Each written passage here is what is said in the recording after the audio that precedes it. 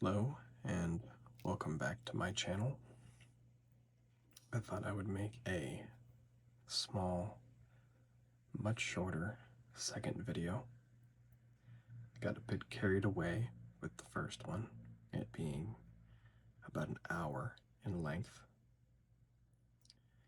So I thought I'd make a brief one covering another faction. This one I know even less about than the Sisters of Battle. This is the Adeptus Mechanicus. Again, this is the same edition Codex as the Sisters, that being the 10th.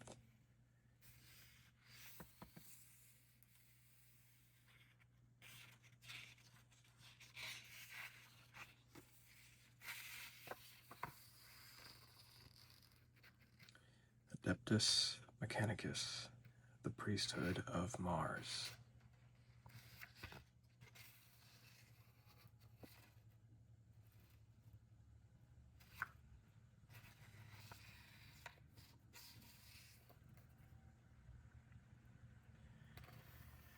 Here is another gorgeous 2-page photograph of the Adeptus Mechanicus lineup. I think they're fighting Chaos Undivided, the Black Legion.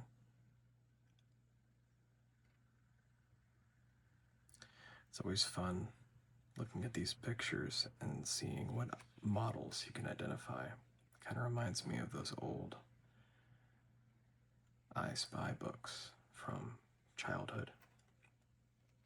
But unfortunately, unlike those books, I don't really know a whole lot about the AdMech.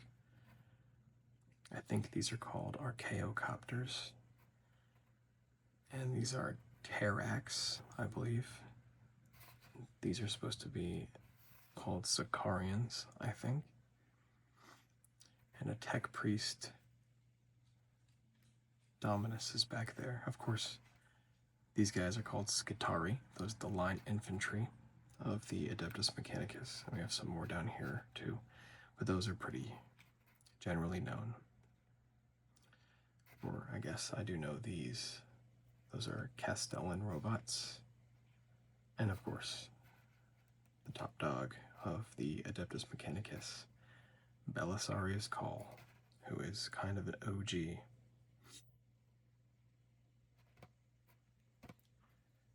Other than that, I'm pretty ignorant to a lot of what's going on here. I will say, though, that I really enjoy when Warhammer 40k kind of harkens back to technology that we're familiar with. These landing craft look a lot like Higgins boats or Amtrak amphibious assault vehicles.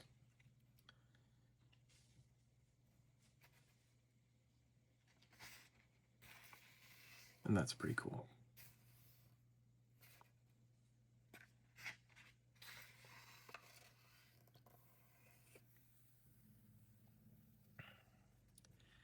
Disciples of the Machine God. To the Adeptus Mechanicus, doubt is as alien as the Xenos horrors that assail mankind's realm.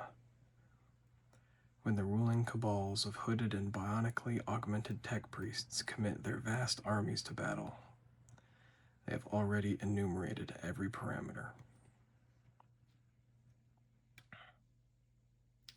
Each variable has been measured and assigned a probability matrix. All that remains, like the band, is to execute the protocols of war, which are handed down to the priesthood's semi-mechanical followers as divine signs, undeniable proofs of the machine god's power.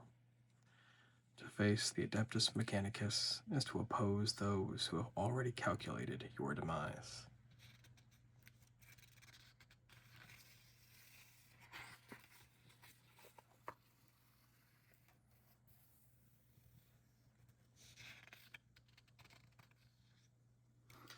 And I think I mentioned this in the previous video, but it's not really a good existence in the Imperium of Man in the 40k universe.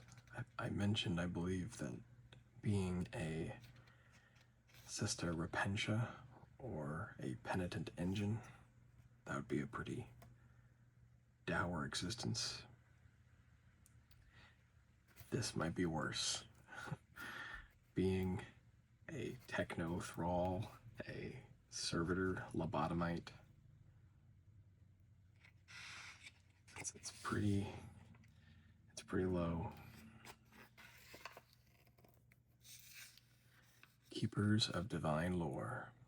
The ruling caste of the Adeptus Mechanicus are the Tech Priests.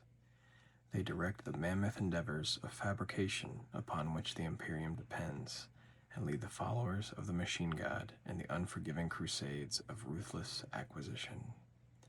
The Tech Priests hoard mankind's legacy of knowledge, seeking an ever closer union with their deity.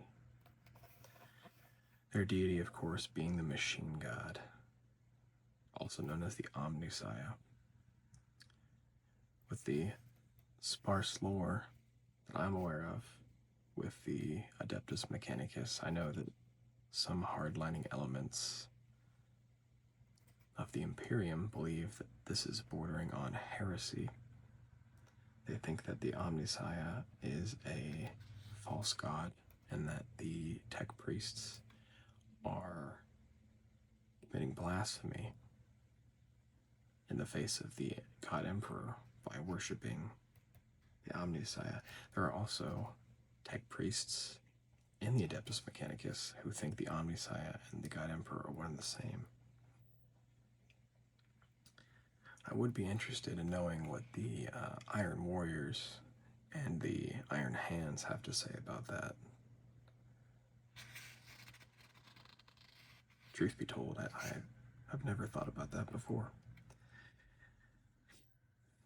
Over here, we have the different sigils for the schools of thought for each one of the Tech Priests. You have the Magi. You have Genitors or Genitors. You have the Logi and the Artisans.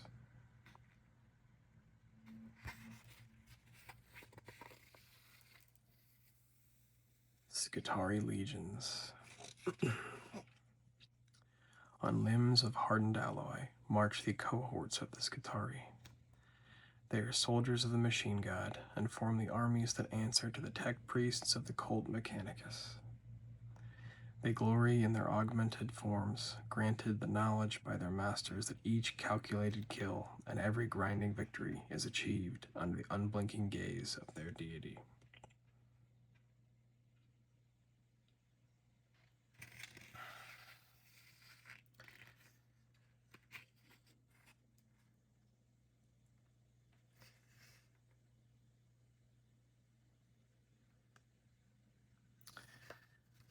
Just reading about this, I always wonder if the Skitarii are as cognizant as their Astra Militarum counterparts are.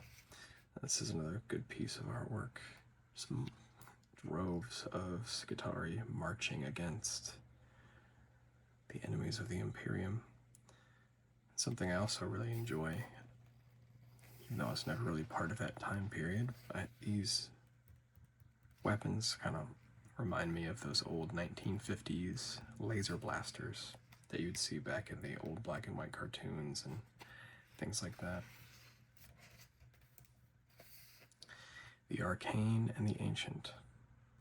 The Tech Priest's strange rites, biomechanical servants, and ability to work incomprehensible devices make them figures of awe and fear throughout most of the Imperium. Strange creations lumber forward at their command. Energies that primitives consider magical are summoned, and technologies from ages best forgotten are unleashed in destructive tempests.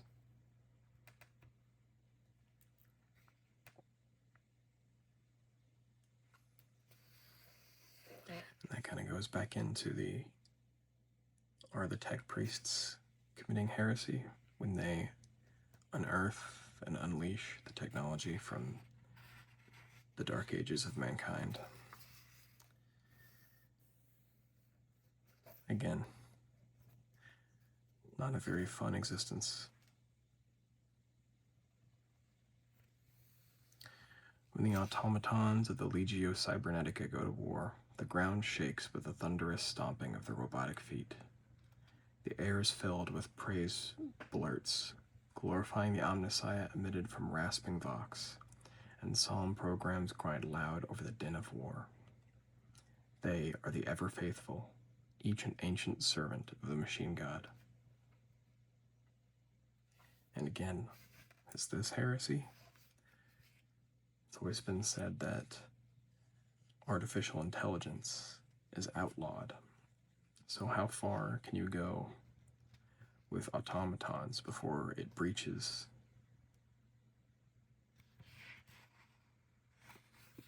those sacred institutions? Servitors.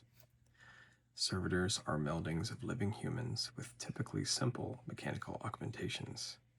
They are made by tech priests to fulfill mundane and basic tasks, not only in their creator's own holdings, but throughout the Imperium, in servile roles beyond count.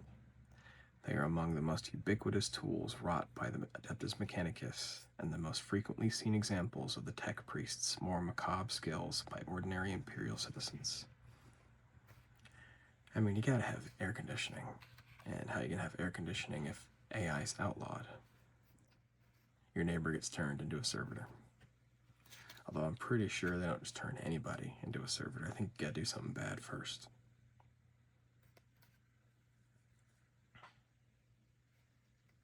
Every servitor is made for a purpose. This could be to hew ore at mine faces or to haul heavy loads. Some pilot simple vehicles, effect basic repairs, fetch and carry more complex tools for their masters, or operate much grander mechanisms than themselves. There are classes that are armed and given guardian or predatory subroutines, and others employed as living calculators. Repetitive or uncomplicated roles, or those deemed beneath everyone else, or too dangerous, are given to servitors.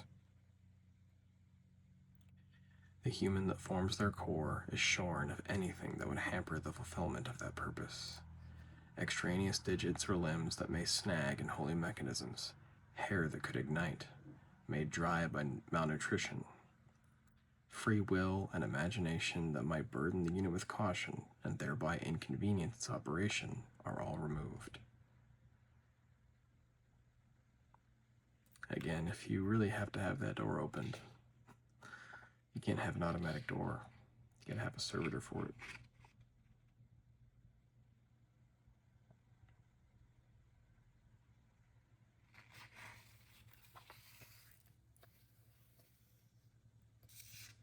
You have servo dog. It's quite interesting. Of course, you have combat servitors as well, and the Space Marines make full use of servitors aboard their battle barges. And I think the Storm Raven gunship even has a servitor in the gunner's seat. Could also just be a chapter serf there, but Mars, birthplace of the cult Mechanicus. The red planet is the foundation stone of the Adeptus Mechanicus, and is vaunted as one of the holiest of all celestial orbs by its adherents, second only to Terra itself. Mars's arrogant tech priests see themselves as the most blessed of the machine god's followers, to which all others must pay an exacting measure of respect, and to whom is due a commensurate ratio of resources. And then you have Belisarius Call. Again, he's the top dog. Pretty cool dude, especially to Space Marines. Lucius, another Forge World. Agrippina, my favorite Forge World. It is the Forge World nearest Cadia, so it's come up pretty frequently in the lore surrounding Cadia, especially the felling of Cadia during the 13th Black Crusade. Agrippina is a world scarred by war, its legions forged in conflict's crucible and tempered through the fires of countless hellish battles. Long has this forged world resisted the hostile attentions of the Dark God's minions, for it stands perilously close to the warp maw known as the Eye of Terror.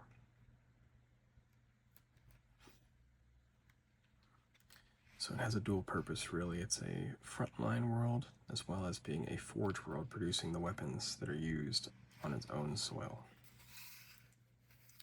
You have Styges 8. And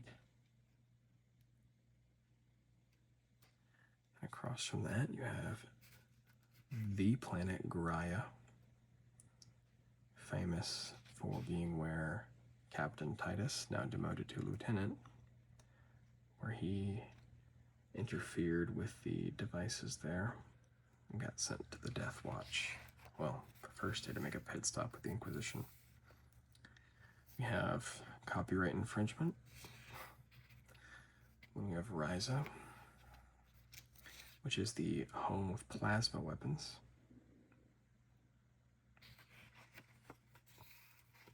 I don't know if all plasma weapons are still made there. I don't think that'd be feasible. You have here Tyranid Gene Stealers in combat against the Adeptus Mechanicus, kind of the polar opposites on the spectrum, the cold, calculating, fleshless machine worshippers against the all-consuming, ravenous Gene Stealers, who obviously bring about the most rupturous upheaval with the Tyranid invasions. Now we have my favorite part of every codex, the showcase.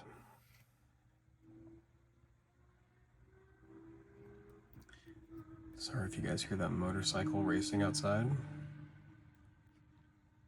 As I mentioned in the last video, I think I live next to a pretty busy road. I didn't know it was so busy when I had first got my house, but oh well.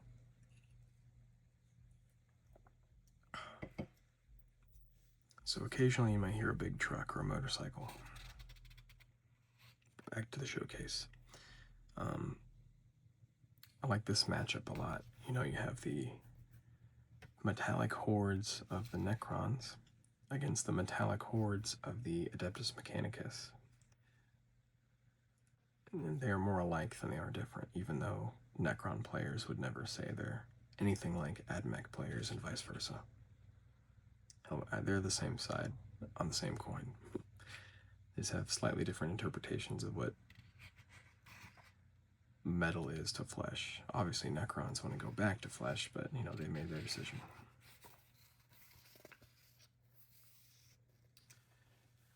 We have some more cool stuff going on. We have some orcs and squigs fighting against the AdMech. So very different organizations. We have Archimagos Belisarius Call, and then we have some Scutari here.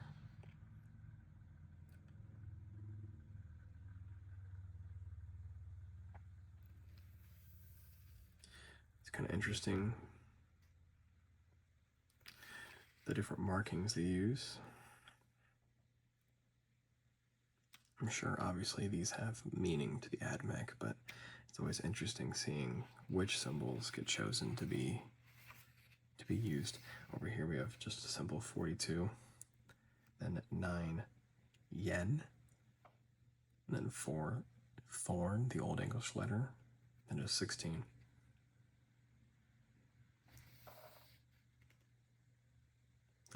Delta, Sigma, Omega. I guess those are to indicate leaders for different squads, although I'm sure that's meant to be a beta, but that's just an S set.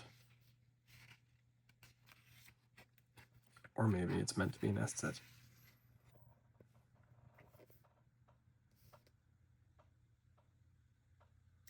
As far as jobs go, this is probably not too bad of a job.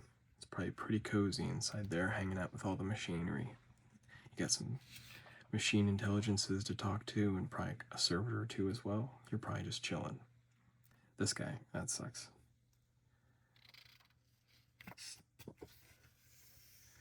But as far as jobs go, it ain't bad.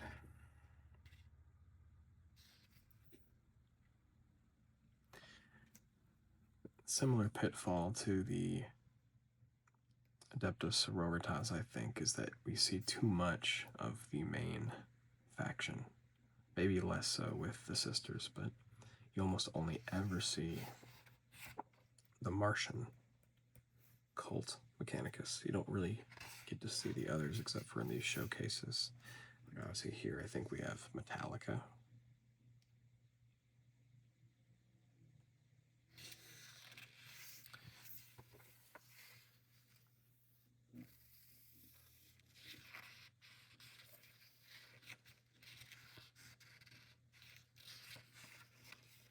Taraxi, that's what they're called, Taraxi.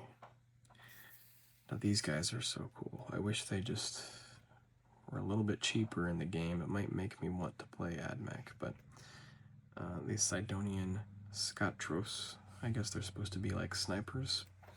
A little counterintuitive if you ask me that this sniper is on stilts. I think sniper's supposed to be more hidden, but that's their faction. And as always, it's always cool when you have a little servo skull with you, little buddy flying around with you. Some more cool artwork, not artwork, photography.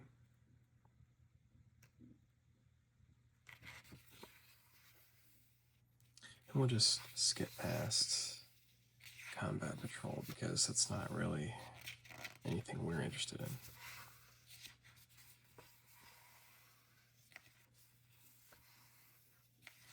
We're interested in some of this. Although, we're going to skip past all the detachments because, again, we don't care about the rules. We just want to see some cool minis.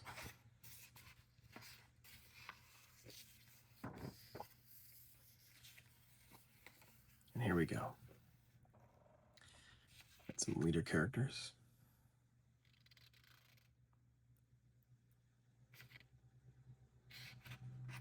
Techno-archaeologist. Surprisingly has a 5-up invuln when Sisters of Battle characters have 4 or 6. And this guy also has a 5-up invuln. Kind of interesting that he doesn't have the walker keyword, although I guess that's more because he's just a guy on stilts, not really a vehicle. And here's what I care about, the Skitarii. They're just so cool to me. I mean, it would really suck to be in the Skitarii, but I guess there's a worse fate for you. In the AdMech, you could always be a calculator servitor, counting bullets or anything of the other monotonous jobs. The Transuranic Arquebus is a very cool weapon, though. It's very sick. I kind of don't care about these guys. They're ugly.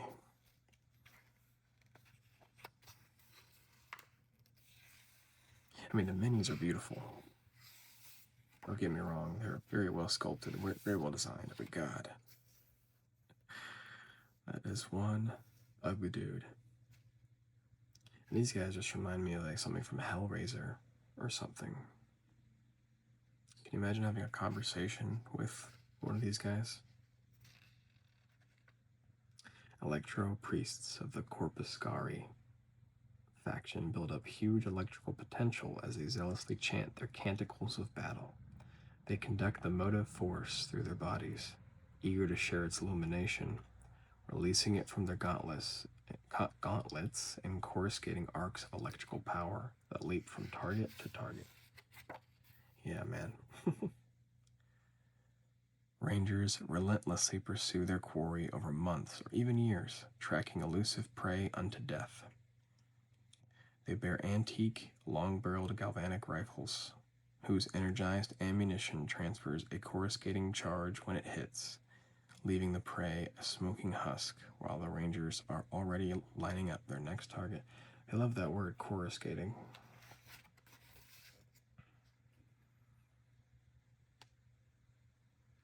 I wonder if anybody else has it. How many times can you coruscate in one codex?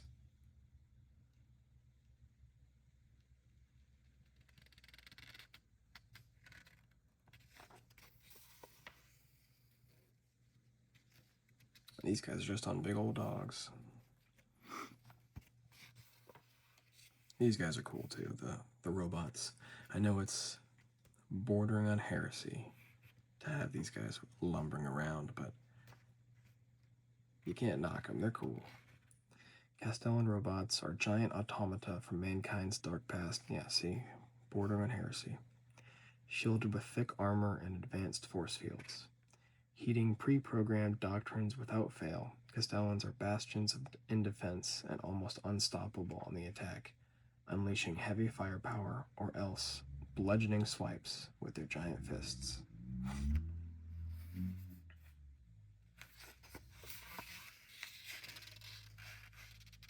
It's also a very cool vehicle. 7 toughness, 7 wounds, 3 up save, 5 up invuln. And you get like 3 of them. These are cool too.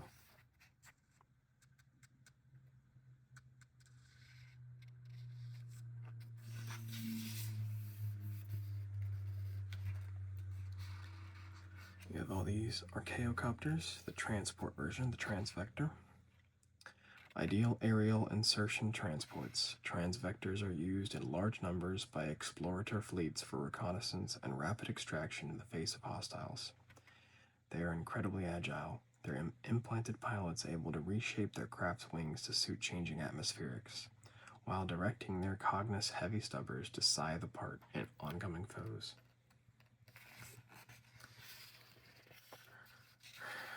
Yeah, that would not be a good time to be wired into the cockpit. Now this is interesting. Death Guard models with the old pre-heresy colors. Not the green, but the white. That is quite cool to see. And here is Crusade. We didn't quite look at Crusade for the Adeptus Mechanicus, but just know that it's a long campaign. This guy's been in the Codex 3 times now.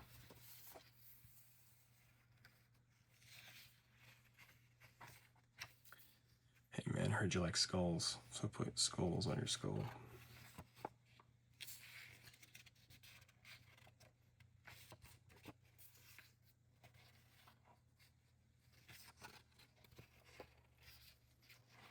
I guess we can end here at this heavy metal bit of artwork. Now, I know that the early days of the AdMech, a lot of the art for 40k in general was drawn by John Blanche, and this might be as well, but I'm not sure. This is kind of wild. It's always funny seeing all the different characters, what they're doing. Like, these guys are just, I mean, what is he doing? Is he pouring himself some coffee? Stringing up some flypaper? And this guy's just Brandon Jar. It's not even a person. I'm pretty sure I can see these Warhound Titans. I'm not sure.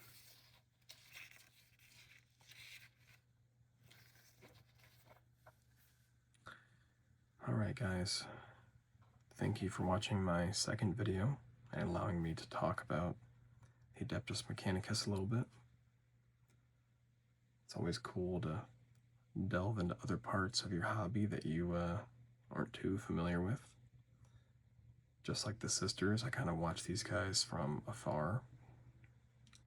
I'm not too knowledgeable about them, but I know a little bit more than I would about, for say, the Death Guard, I think. Again, thanks for watching and have a good night.